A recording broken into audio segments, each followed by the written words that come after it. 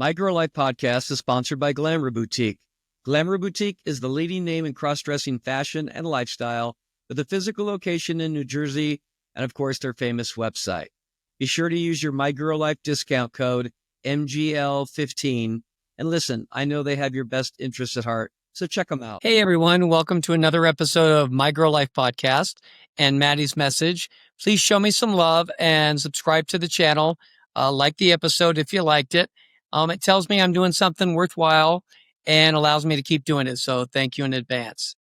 Today I had a topic, but before I get into it, I just had a package delivered, and it is the new Living My Best Girl Life calendar for 2026. I'm so excited. So there's going to be 12 girls that we picked to be on each month. Just giving you a little peek here. And I will be making these available. If you would like one, I'll make them available on my website. And I'll put some information out on Facebook if you want to order one. And I'll also be putting some social media posts out celebrating the different girls. So anyway, I'm excited about that. Today's topic is really kind of based around RuPaul coined a phrase, which I really love. She said, "We're all born naked and the rest is drag." And, just kind of went by me the first time, but the more I thought about it, it kind of dovetailed with some thoughts I have about how we as people, we wear masks. We all have different masks. We have different masks for how we act around our partner, how we act around our kids, how we act at work with coworkers, with our boss, probably even different than with your coworkers. And if you think about your life, those are different relationships and situations where you're going to probably maybe dress differently and you're going to act differently. So I wanted to talk about that stuff a little deeper and then how it relates to cross-dressing. Okay, so for those of you who do not know what the word drag means, it's performance art where someone adopts an exaggerated gender expression, often feminine for drag queens, masculine for drag kings. A creative persona. It's built with a costume, makeup, attitude, character, and performance. Usually there's a performance with it, whether it's usually it's lip syncing. If you've been to any drag shows, it's a cultural art rooted in the LGBTQ plus history, nightlife, theater, and political expression.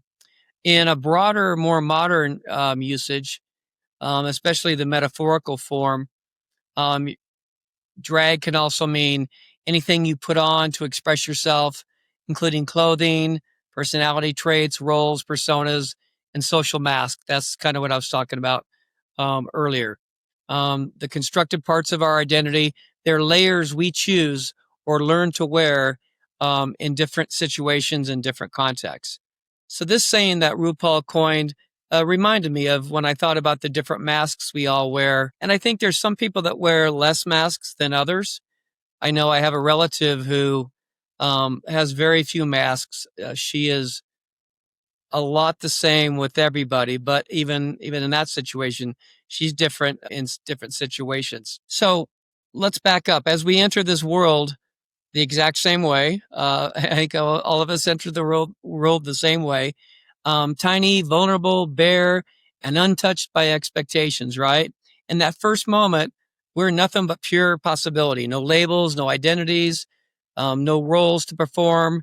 Just breath, skin, and a blank slate, right? But the second we take our first steps into the world, we start layering. And those layers over time become what RuPaul so perfectly summed up. We're all born naked and the rest is drag. Drag in this sense is far bigger than the sequins and wigs and performance. It's the collection of identities which we stitch together as we move through life and move through relationships. The clothes we choose, the tone we use, the confidence we project or don't project, or the walls we put up. Every step of the way, we're adding something that expresses who we are and who we feel and we need to be. One human trait that's just inherent in almost all of us is the need to express ourselves. And I think we all kind of saw that when social media came on the scene. Yes, I'm old enough to remember MySpace, and it kind of surprised me that people went out of their way to decorate their MySpace profile and went to a lot of trouble. And then to start putting content on there was also surprising. Think about Mark Zuckerberg inventing Facebook, and it was predicated on the fact that everybody would take time out of their busy schedule, like we're all running around like chickens with our heads cut off, would take time out of our busy schedules to take pictures, upload the pictures, post them to Facebook, write a note or a message or our feelings, and do that maybe several times a day. And billions of people are doing it. And who would have ever thought? But I think it goes to the point of we need to express ourselves. We need to share what we're thinking. And hopefully we can do that. And you're doing that with people, your friends, your family, people you have relationships with. Because on Facebook, yes, there are some friends and there are real relationships on Facebook, but a lot of our friends and a lot of our connections are peripheral and superficial, and they don't know us. We don't really know them, and yet we're peeking into their world. It's kind of strange, but it is what it is, right? So as kids, we learn quickly that in different situations expect different versions of us. We learn that very quickly, even if you're doing it subconsciously. We learn what gets approval. We learn what gets us in trouble. We learn what gets us loved. By the time we're grown, we've built an entire wardrobe of personas, not to be fake, but to function. So let me repeat that. Not to be fake, but to function. And I think that's a critical point. We're one person with our children, soft and protective, hopefully. We're another at work, polished and competent. With friends, we loosen up. Hopefully, you have friends that you can be more like yourself, the real you. With lovers, hopefully, you can be even more real with them. And we reveal our tender spots. And sometimes we adjust so naturally, so automatically that we don't even notice that we're doing it. So, how does this relate to cross dressing? I think you know where I'm going here. So, while I understand that for us, the outward appearance of dressing, like the opposite gender, is a big difference and therefore puts us in kind of the extreme version of what I would call a mask. However, there are large groups of people that participate in activities, hobbies that require changing their outward appearance. Here's some examples: theater actors, masquerade balls. We've all been to a masquerade ball, not as a cross-dresser, but, Halloween or just different times of the year. There's a masquerade ball. Cosplayers, clowns and circus performers, magicians, illusionists, burlesque performers, sci-fi costuming like Star Wars and Star Trek uniforms, glamour shoots where you dress up and get all glamorous. You don't look like that every day. And holiday characters, Santa Claus, the Easter Bunny, things like that. Even tour guides dress in period, like colonial towns or old west towns. If you ever been to Universal Studios, a lot of times the employees were dressing up in costume. So different masks, different costumes for different situations. Again, not to be fake, but just to function in whatever you're trying to function in or be accepted or just feel comfortable.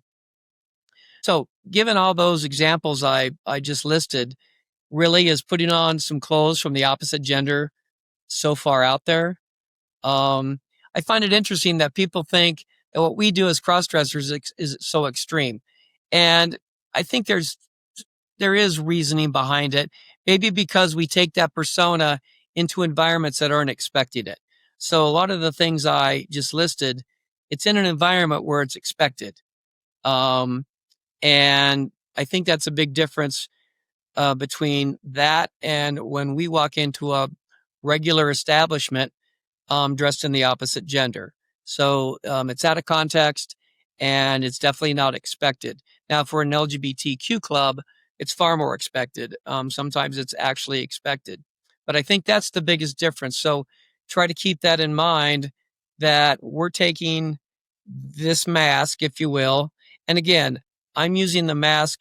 I'm not saying that you're not being your true self. I'm just saying, because those other examples I gave, you're being your true self. You're being your true self with your kids, but then you're kind of a different person with your partner, but you're being your true self with your partner.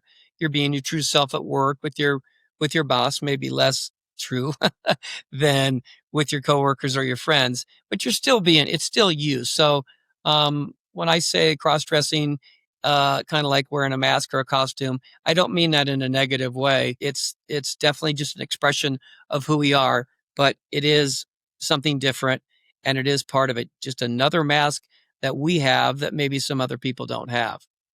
I think this is why Halloween is a time when you can dress like the opposite gender and nobody thinks twice about it. It's totally acceptable because it's kind of expected, right? Everybody's in costume. And so it's not out of the blue. It's not an environment where people aren't expecting it. But if you do it on November 1st, now that's extreme and weird, right? To some people. So it's just different because of the environment and the expectations. The way people act in a society and groups specifically, I find it interesting. Norms are created and adhered to one degree or another. And of course, not everyone adheres to these norms, and they're often outcasted, unfortunately. But a lot of these norms are not even formalized. They just happen, and people innately learn them. They just follow to be accepted, and to fit in. And again, some people want to fit in more than others. Some people don't want to fit in at all, and it becomes very apparent. And that's fine. That's fine. Um, I think we've all joined a group or new job, and it doesn't take long to figure out the rules and the norms, even if they're not listed. Even if somebody doesn't lay them out, it doesn't take long to figure it out, and most of us will follow in line. So, in summary, here's the beautiful truth: all of that is drag, all of that is expression, all of that is the art of being human.